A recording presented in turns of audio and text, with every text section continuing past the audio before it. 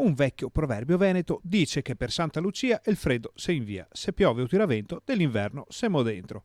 E puntuale è arrivata a confermarci che l'inverno bussa alla nostra porta la nevicata di Santa Lucia.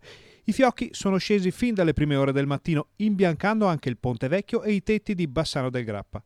Poi in pianura la neve si è mutata in pioggia, ma sull'altopiano, come possono testimoniare le splendide immagini dei paesi agghindati per le feste e imbiancati dalla tormenta, la neve è scesa copiosa per gran parte della giornata.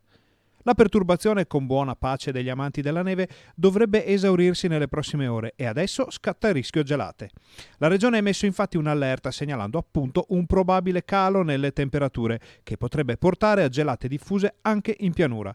Scattano quindi piani straordinari organizzati dai comuni per la gestione dell'emergenza meteo. Massima attenzione quindi per chi si mette in strada, soprattutto nelle prime ore del mattino e di notte, quando il rischio della formazione di lastre di ghiaccio sulle strade sarà più marcato.